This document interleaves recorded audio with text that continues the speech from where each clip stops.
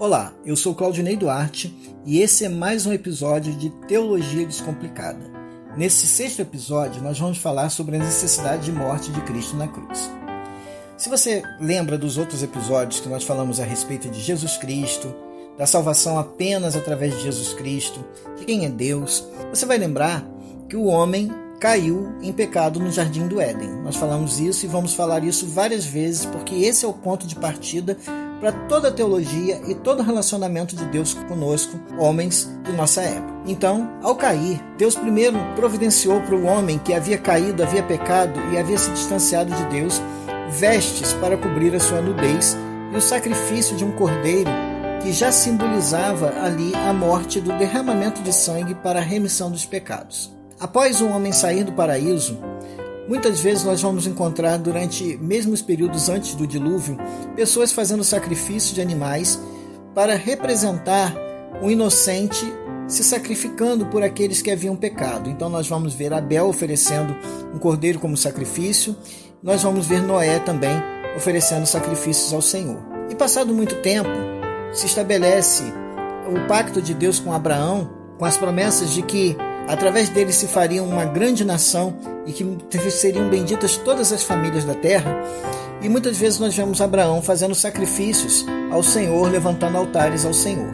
Passado um tempo, quando o povo de Israel sai do Egito e é estabelecida a lei através de Moisés para que o povo cultuasse a Deus, nós vamos ver que o culto do Antigo Testamento, o culto do tabernáculo, era simbolizado muitas vezes por altares nos quais animais eram sacrificados para a remissão de pecados. Não que os animais pudessem ser usados para isso, mas eram apenas símbolos daquilo que viria, o sacrifício perfeito de Jesus na cruz. Então nós vamos encontrar, durante todo o período do Antigo Testamento, uma tipologia, ou seja, coisas que representavam aquilo que viria. De maneira que aqueles que viviam nessa época não sabiam o fato de certo como seria, mas pela fé cumpriam aquilo que Deus havia mandado e assim, pela fé, receberam também a salvação. Mas passado o tempo perfeito, o tempo do nascimento do Messias, no qual o Filho de Deus veio ao mundo, nós encontramos então em Jesus a figura do sacrifício perfeito, o Cordeiro de Deus que tira o pecado do mundo.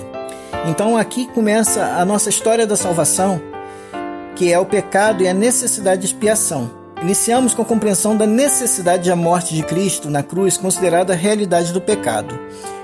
Conforme Romanos 3,23, pois todos pecaram e estão destituídos da glória de Deus.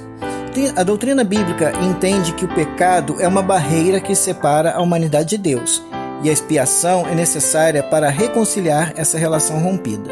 Em Romanos 3,25 a 26, nós lemos: Deus o ofereceu como sacrifício para propiciação mediante a fé pelo seu sangue, demonstrando a sua justiça. A teologia bíblica enfatiza a justiça divina, que requer a punição do pecado. A morte de Cristo na cruz é vista como uma expiação substitutiva, no qual ele mesmo toma sobre si a punição que nós merecemos, proporcionando reconciliação com Deus. Gálatas 3,13 afirma: Cristo nos redimiu da maldição da lei quando se tornou maldição em nosso lugar. A morte de Cristo é compreendida como um ato redentor, libertando os crentes da maldição do pecado e da condenação da lei.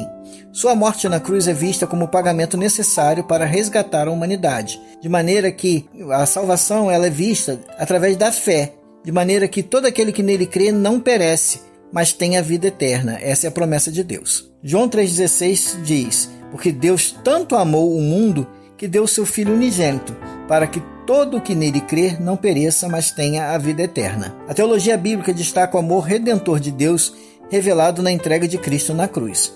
A morte de Jesus é vista como um ato supremo do amor de Deus e da graça divina, oferecendo a salvação àqueles que creem nele. Conclusão: a necessidade da morte de Cristo na cruz é fundamentada na compreensão do pecado, na justiça divina, na expiação substitutiva, na redenção e no amor redentor de Deus. Essa morte de Cristo na cruz, ela não é apenas um evento histórico, não é apenas um mártir que morreu com uma ideia, como muitos possam pensar, ou que Jesus possa ter sido um revolucionário, ou alguém que tentou de alguma maneira fazer uma revolução. Não, de maneira nenhuma. É um plano de Deus estabelecido antes da fundação do mundo. Antes mesmo que todas as coisas fossem criadas, Deus já sabia da queda do homem e Deus já providenciou a salvação desse homem. Que coisa maravilhosa! Você, eu, nós, hoje podemos desfrutar da obra de Cristo na cruz. Você pode crer em Jesus. E como diz a palavra, aquele que nele crê não vai perecer, mas terá para sempre a vida eterna. Então creia que a salvação ela é garantida apenas por Jesus na cruz e por sua morte substitutiva. Não há salvação de outra maneira. Não basta apenas você crer nos evangelhos de maneira que você creia nas histórias dos evangelhos e diga, eu creio. Mas você precisa crer que Jesus morreu por você. Precisa crer que os seus pecados estavam ali colocados na cruz. Precisa crer que o sangue de Jesus levou sobre si toda a maldição que você deveria sofrer, todo o castigo que você deveria sofrer. Crendo dessa maneira, você será salvo. Obrigado por ouvir mais uma vez e fique ligado nos próximos programas de Teologia Descomplicada.